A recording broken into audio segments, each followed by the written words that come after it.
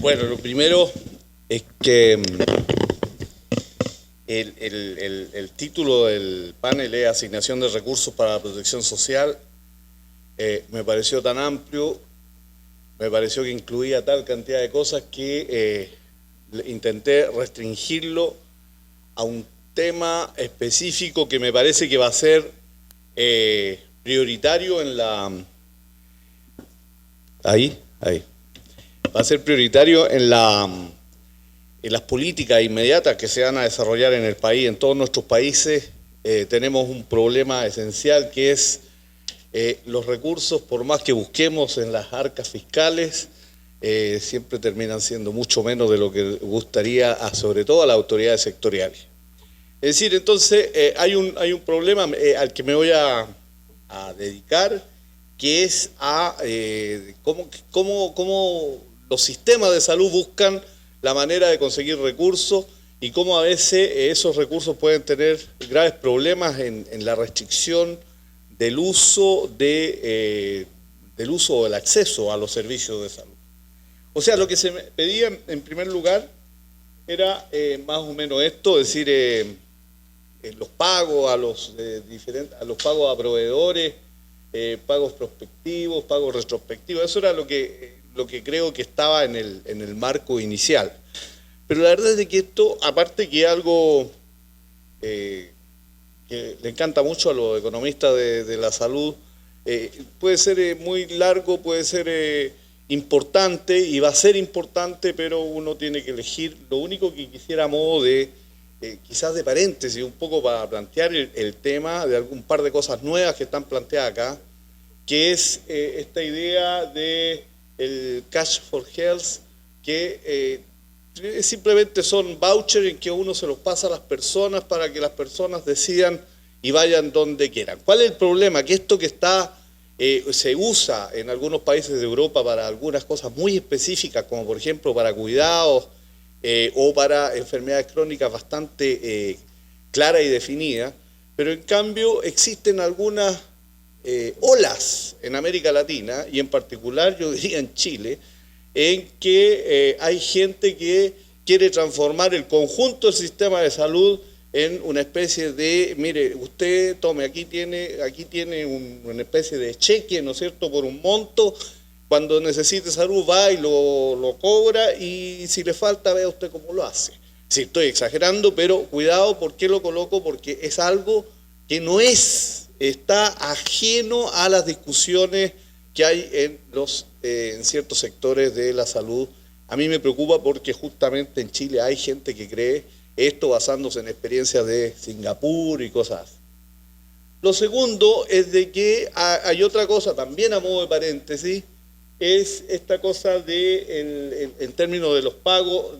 Casi todos quienes están acostumbrados en esto han llegado a esto de los grupos de diagnóstico, relacionados de diagnóstico, o los DRG, o grupo homogéneo de diagnóstico, en fin, y todas las modalidades y sistemas que existen para poder establecer mecanismos de pago a nivel de hospitalizaciones. Pero quería tocar un nuevo esquema que está apareciendo muy recientemente y que lo han desarrollado especialmente economistas de la salud ingleses, en que es el Value for Money, y que tiene que ver esencialmente con una visión en que se hace el análisis de costo o de pagos no a partir de cada una de las cosas, sino como una especie de modelo general. La gracia que tiene esta visión es que al mismo tiempo plantea la evaluación de tecnología, información sobre asignación de recursos y evalúa el desempeño de los componentes. Es decir, lo que se está introduciendo es de que no se trata de pensar solo en cómo se paga, sino además hay que pensar el modelo en su conjunto y poniendo al usuario como centro. Es decir, cosa novedosa, todavía que yo sepa no hay análisis en la región, pero como todas estas cosas avanzan muy rápidamente, es bueno que ya sepamos que existen este tipo de modelo o tecnología. Pero a lo que nos vamos a dedicar es a la participación de los usuarios copagos. Es decir, aquí decíamos tenemos un problema, todo el mundo sabe, la sección, el día está dedicado al tema financiero, tenemos un problema financiero, entonces muchas veces lo que se le ocurre a los analistas, autoridades financieras, autoridades de salud, es de buscar la participación de los usuarios. Las razones que se plantean son moderar el uso de medicamentos, por cierto, estimular los genéricos, desincentivar las consultas múltiples, orientar a los pacientes, en fin, que se usen prestadores de menores costos. Es decir, siempre hay la razón por la que uno dice, mire, tengo que colocarle incentivos a los usuarios a que gasten menos. En el fondo, ese es el gran problema y esto está dirigido a la reducción de costos. Y todo esto porque especialmente las autoridades financieras creen que la salud es como el dibujito, es decir, que la salud es una especie de que los billetes se van por la ventana sin que tengan muchos resultados y algo puede que haya, no en el sentido de que la salud sea eso o que los tratamientos que puedan hacerse sea eso, sino a que los mecanismos de evaluación no siempre son suficientemente claros o convincentes a ojos de las autoridades financieras. En todas partes, y esto es importante porque uno piensa de que este es un problema de los países pobres, es decir, de que los copagos, no, incluso más, la mayor cantidad de cosas nuevas que se están haciendo, nuevas, no sé si serán tan nuevas, pero cosas que se están haciendo para aquello están pasando hoy día, especialmente en los países de la Unión Europea, en los países europeos en general, sobre todo ahora que en la Europa se amplió tanto con los nuevos países que provienen de la parte socialista y en la cual ha habido grandes cambios en términos de la organización de los sistemas de salud. Es decir, ahí tienen ustedes que todas estas son algunas de las explicaciones que son bastante parecidas a las anteriores, pero estas explicaciones tienen mucho que ver con lo que está pasando en Europa, pero esencialmente son explicaciones de costos. A modo de ejemplos, no vale la pena colocarlos porque estas cosas a uno se le pueden ocurrir. Yo creo que los sistemas debieran pensar, de hecho, todos los sistemas colocan cierto tipo de restricciones, ahí hay algunos de los que se ve, como por ejemplo el sistema sueco que coloca un piso gratuito y después empiezan a correr copagos. En Holanda se premia el no haber tenido hospitalizaciones, en Alemania se paga la primera consulta en los 3 meses, en Francia se colocó el sistema de que toda consulta debía pagar €1, lo que era simbólico. Ustedes entenderán que eso no resolvió ningún problema financiero del sistema francés, pero son cosas que se usan y que uno podría plantear. Pero el problema viene acá. Es decir, el problema no está en que la gente esté usando demasiados bienes de salud, sino el problema está en que los sistemas no son capaces de poder resolver la demanda de salud, en particular en los países que tienen menores recursos. Pero entonces, la pregunta que tenemos que hacernos como sistema es hasta dónde vamos a limitar el aparente sobreuso y por qué esto puede tener efectos sobre la reducción de estado de salud. Es decir, la cara de inquietud de Manuelito es la misma cara que nos podemos colocar nosotros cuando tenemos que tomar decisiones con respecto a quién paga. Bueno, como decía bien el colega Fernández, me decía, si aquí todo el problema está en saber quién va a pagar la fiesta, ¿no? Entonces, ya se ha dicho, hay un tema principal. Cuando aumentan los gastos de bolsillo es más inequitativo, se han dado las explicaciones, siempre es inequitativo el gasto de bolsillo porque hay unos que tienen más posibilidades de pagar y otros menos. Es decir, solo por esa razón, evidentemente que cuando uno hace tasas planas o líneas planas con respecto a los pagos, evidentemente que los más perjudicados van a ser los que tienen menores capacidades financieras. Pero pasemos a lo que ahí hay dos gráficos, uno que tenía que ver con los países de América Latina, el otro tenía que ver con los países de Europa, y ¿por qué dejé los dos? Porque los dos tienen la misma forma de la curva, lo que quiero decir de que la relación no es solamente en la región, sino una relación que tiene una fuerza mucho mayor. Pero aquí está el problema principal. Es decir, aquí hicimos un cálculo de lo que le llamamos desviación de demanda con respecto a la media, con respecto a ciertas prestaciones. En el caso de Chile, en que, fíjense que los grupos de menores ingresos tienen mayor número de controles preventivos de salud, o sea, van más a los servicios de atención primaria, en las consultas generales y en la consulta urgente, que los sectores de mayores ingresos. ¿Qué pasa con esto? Una cosa muy simple. En Chile, los controles preventivos, la consulta general y las consultas de urgencia son gratis. Y ahí está todo. Ahí está toda la explicación. Es decir, va más la gente de menores ingresos a los servicios que son gratis. ¿Y qué hay de común en la segunda grupo? Las consultas de especialidades, atenciones dentales, exámenes de laboratorio, en los cuales hay copagos. E incluso pueden ser, algunos casos, no son ni siquiera copagos como vamos a ver, copagos bajos, sino son copagos bastante altos, como en el caso de las consultas dentales. Es decir, esta relación muestra claramente de que el hecho de la pura existencia de los copagos termina por crear demandas diferenciadas entre los grupos según ingreso. Por lo tanto, evidentemente que la pura existencia de copagos va a tener efectos sobre los estados de salud, o al menos, porque no es lo mismo de estado de salud, al menos de acceso de las personas a las prestaciones de salud. Este mismo trabajo lo hicieron Van Dorselaer con respecto a 12 países de Europa, y fíjense que en Europa también resulta más o menos parecido. Es decir, la demanda cambia cuando existen copagos más o menos, cuando existen copagos mayores, cambia la demanda con respecto a cuando se trata de copagos menores. Es decir, este no es un estudio que solo sirve para el caso de Chile, sino yo diría que es una conclusión bastante universalizable. Incluso ahí hay otro gráfico que muestra en el caso de las visitas dentales, o sea, la atención dental, justamente hay mucho más en los quintiles mayor ingreso en un país como Irlanda, porque esos son pagados con copagos más altos que las otras.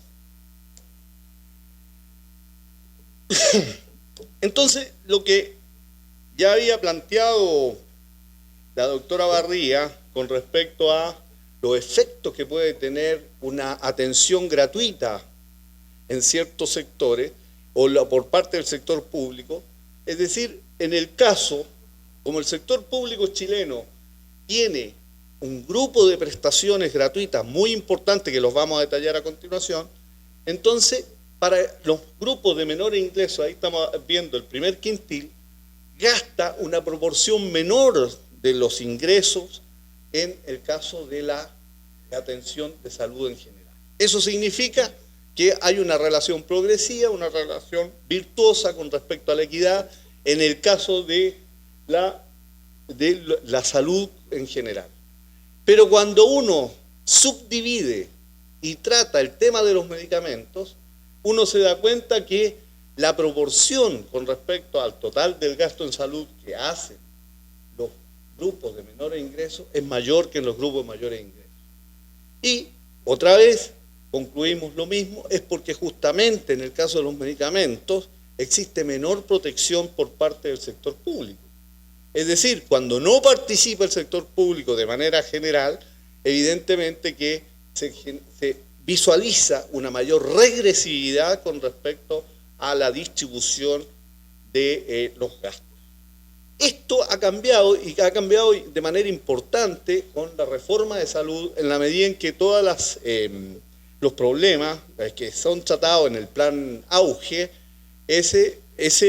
incluye los gastos de medicamentos, y por lo tanto ha habido una mayor protección en caso de medicamentos. ¿Qué hay que concluir y retener? De que el problema de los medicamentos es una de las cosas probablemente más importantes que existen en en el tratamiento de los distintos países, y quizá uno de los países que ha logrado mejores resultados es justamente Argentina, que estableció un programa de medicamentos bastante importante y en el cual pudo de una u otra manera doblarle la mano a todos los intereses que están en juego detrás de la industria de los medicamentos.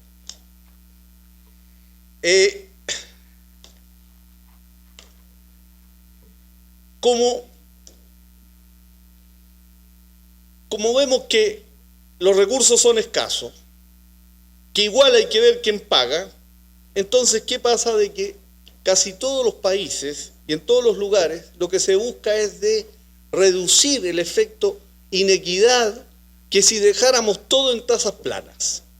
Y entonces lo que se hace en muchas partes, en muchos países, y de manera diferenciada y con todo tipo de diferencia, es de que se buscan mecanismos diferenciados para tratar de aplanar los efectos de inequidad. Es decir, ahí están las tasas, exenciones por carga, descuentos, etc. Yo les voy a, de manera muy rápida, les voy a plantear cuáles son algunos de los mecanismos más interesantes o más notables, de fácil comprensión incluso, porque a veces los mecanismos son tan complejos que no terminan por no servirle a nadie, pero aquí hay algunas cosas que en Chile se han hecho en términos de equidad con respecto a lo que podemos llamar protección financiera para estos efectos. Primer punto, las personas que no tienen recursos reconocidos, los llamados indigentes, esas personas en el sector público tienen copago cero.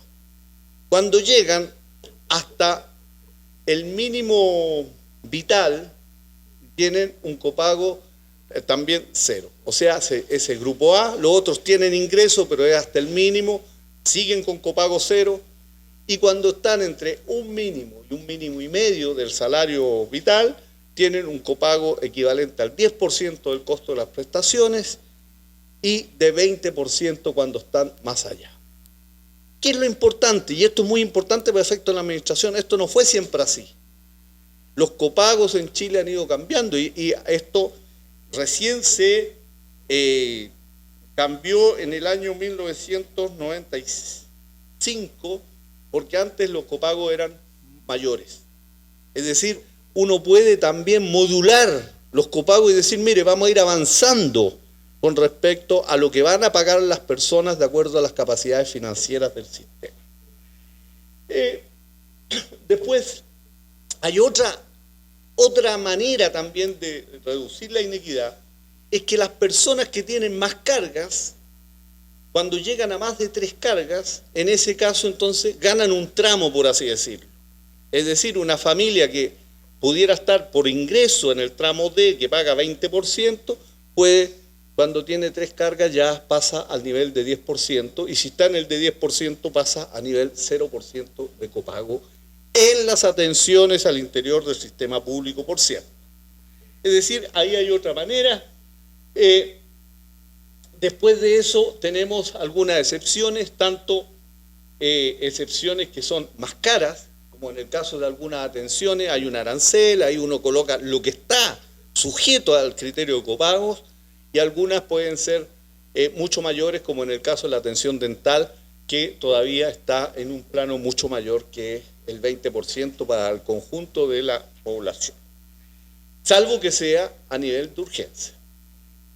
Pero en cambio, existen gratuidad para todas las atenciones de atención primaria de salud. Y esto es muy importante porque justamente tiene que ver con lo anterior. Es decir, eso es independiente, quienes están inscritos en el sistema de atención primario, independiente de los ingresos, tienen un copago cero, y eso es sumamente importante para efectos de la equidad de lo que estamos comentando. Otros tipos de maneras en que se plantea en el caso de los seguros catastróficos, es decir, uno toma ciertos problemas de salud y esos problemas de salud puede también colocarles copago cero o algún tipo de asignación financiera. ¿Qué es lo importante en el caso de los seguros catastróficos, que fue muy importante en Chile? Es que cuando el FONASA, el sector público, coloca el seguro catastrófico, las ISAPRES no lo tenían y hubo un cambio de algunos miles de personas en pocas semanas, a tal punto que las ISAPRES se vieron en la obligación de colocar seguros catastróficos. Por lo tanto, hoy día la totalidad de la población en Chile que está afiliada tiene un seguro catastrófico de hecho. Existen otros que protegen grupos vulnerables, es decir, los adultos mayores, por ejemplo, tienen también copago cero desde los 65 años hasta el año 2006 y fue, por lo demás, a partir del año 2006 la primera decisión que tomó el gobierno, y que justamente la entonces ministro Barría fue quien promulgó el que se tomase valor cero en los copagos a partir de los 60 años. En fin, es decir, hay maneras en las cuales uno va modulando lo que son las inequidades que pudieran ser del establecimiento de copagos plan. Existen, por otra parte, un programa que ahí se llama de oportunidad en la atención. Lo importante del programa de oportunidad en la atención es que fue un programa que trató de atacar las listas de espera por grupos. Es decir, es fácil decir, se van a acabar las listas de espera, pero no pueden acabarse todas al mismo tiempo porque hay un problema financiero. Entonces se armaron programas según patologías, de tal modo que se fue haciendo negociaciones incluso con el sector privado para poder pagar al sector privado y no sigan las personas esperando que en el sector público se liberaran esos cupos para la atención. Existe también los llamados programas de diagnóstico, obviamente ahí están los detalles, yo no quiero colocar los detalles.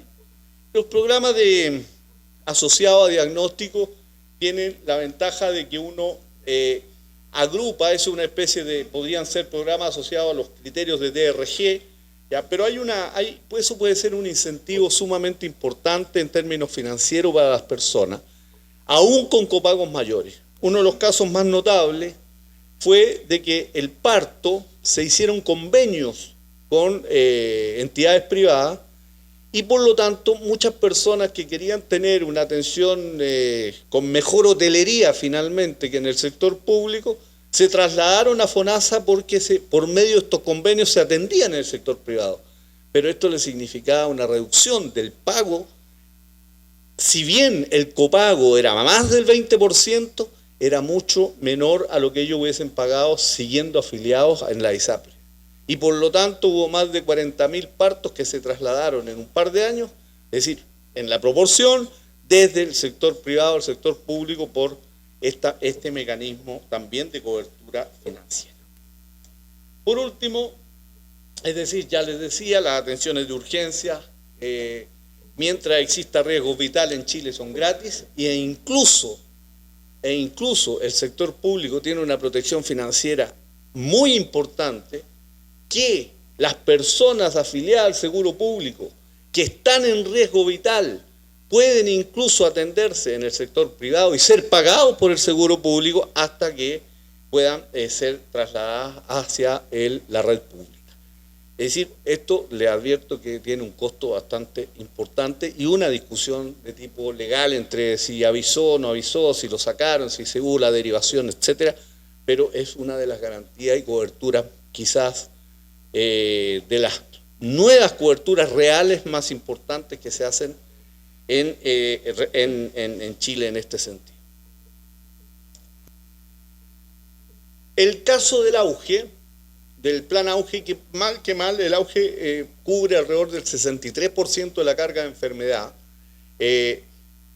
del país. Es decir, en el caso del auge hay una garantía financiera adicional que es el deducible. Es decir, cuando uno dice 20% de mucho puede ser mucho, ¿no? O sea, cuando uno dice 20%, qué sé yo, de $100.000 puede ser $20.000 y alguien que gana $200 al mes, evidentemente que sigue siendo una fortuna. Por lo tanto, no es el valor absoluto, sino lo que importa es el valor relativo para las personas. Y entonces, para este efecto, el auge incluye una garantía financiera adicional que tiene que ver con los ingresos de las personas y que es un deducible. La fórmula, no sé quién la inventó, pero es lo más enredado que hay, pero lo concreto es que uno no paga más allá del 25% del ingreso anual por los costos que pueda tener un tratamiento en auge. E incluso, si hay varios de la familia que tienen al mismo tiempo, en el mismo año, que tienen o que son cubiertos por problemas auge, el total no es 25 más 25, sino el total es 25 más 5, es decir, en total nadie va a pagar más allá del equivalente al 30% anual de los ingresos declarados y por los cuales paga las cotizaciones. Es decir, ese evidentemente que es un punto importante. En fin, ¿qué quiero decir? Que los copagos, ¿no es cierto?, pueden ser bien administrados. Ahí hay este juego de maneras compensatorias, pero también pueden ser mal administrados, y hay un estudio de Newhouse, uno de los economistas de la salud más conocido, que muestra de que, si bien es cierto, bajan y cambian un poco las atenciones, pero hay efectos que van teniendo efectos sobre los estados de salud de la población y que en este caso mostró que podía tener probabilidades de muerte mayores en los grupos que tuvieron que pagar más copagos. Cerrando, quiero agregarle algunas medidas que se toman en general, porque seguimos en el tema de los costos. Estas son algunas de las cosas que se están discutiendo justamente en Europa. No todo lo que puse aquí corresponde a eso, pero algunas de ellas son las que están ahí en esa discusión, y que en realidad, más que acciones de reducción de costos, habría que ponerle acciones de reducción de costos de aumento de ingresos. Por una parte, maximizar el tope de cotización. En muchas partes existen topes de cotización, en particular en Chile, es decir, lo cual obviamente tiene un carácter regresivo porque los sectores de mayores ingresos rápidamente pagan una proporción menor a la seguridad social y en particular a la seguridad social de salud. Otra cosa que es importante por los costos administrativos y por los efectos de equidad en la distribución es con respecto al uso de los fondos. Es decir, lo que se está recomendando es de que en el caso de salud exista centralización en la responsabilidad de recolección de ingresos. Esto en países incluso como Dinamarca hay una mayor idea de salirse de las recolecciones municipales de ingresos, o en el caso de Rumania, en que había una clara mala distribución por el efecto de que eran algunos municipios más ricos eran los que acaparaban la mayor parte de los recursos y no los distribuían. También otro ejemplo importante en Alemania, en que hay diferentes fondos, y en el caso de Chile, evidentemente una discusión, por así decirlo, que perdimos en el momento de la reforma, era de crear un fondo solidario y que posteriormente se hiciera una redistribución en ISAPRES y FONASA, y eso no se logró ganar en el Parlamento, pero evidentemente una manifestación clara de inequidad.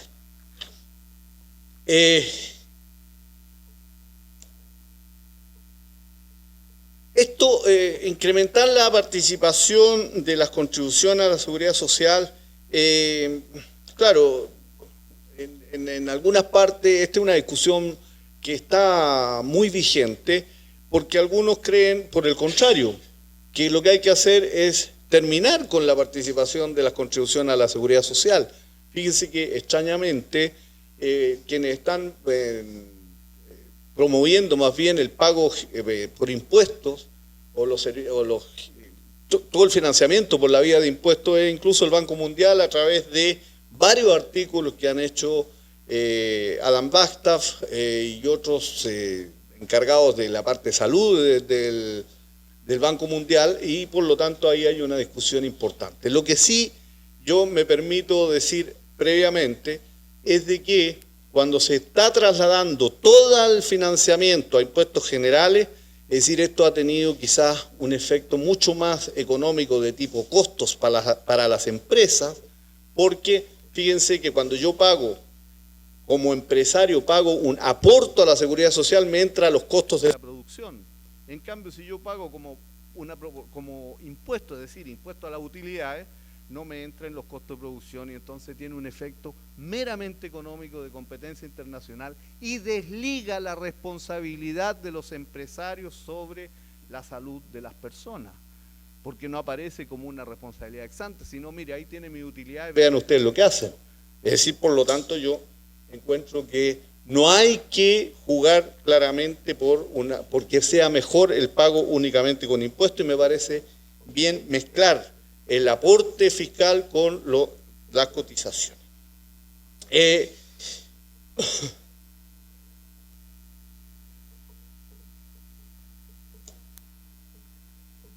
Otra de las cosas que se buscan para efectos de mejorar los costos es el que haya mayor participación privada, es decir, la mayor participación privada obviamente puede ayudar en particular para las situaciones marginales, pero no ayuda a los grandes problemas de salud de manera muy clara. Es decir, lo que nosotros necesitamos es de plantearnos qué vamos a asegurar a la población, aunque no sea todo, pero qué vamos a asegurar de manera general. Y los privados, evidentemente, juegan normalmente en salud en el margen, es decir, juegan para situaciones particularmente catastróficas, para mejorar, qué sé yo, la hotelería, etcétera, etcétera. Entonces, eso es un tema que también hay que discutirlo. Lo mismo, otra cosa que parece importante, que se está aplicando en algunas partes, es los precios de referencia para los medicamentos. Esto puede ser aplicado de dos maneras. Es decir, que el reembolso sea, el reembolso sea de 100%, 90% para los medicamentos al precio genérico. Y todos los que no son genéricos, bueno, el paciente paga la diferencia. Esa puede ser una manera. Pero otra manera, para lo cual se usa en realidad en los países de mayor desarrollo, es de que los precios de referencia son para evitar de que las innovaciones, los nuevos medicamentos, que valen muchísimo más caro, sean reembolsados en la misma proporción cuando todavía no existe la suficiente evidencia del efecto de tales medicamentos. Es decir, pero ahí hay un tema, fíjense que ya se sabe, ya lo dijimos ayer, de que muchos medicamentos que se plantean se descubre posteriormente cuyos efectos podían ser mucho peores, y ahí hay un ejemplo. Pero todo lo que he dicho, hay que hacer como estos chicos, ¿verdad?, que antes de tomar el remedio hay que mirar bien cómo le va a los demás. ¿Ah? Es decir, yo no estoy proponiendo recetas, sino temas de evaluación.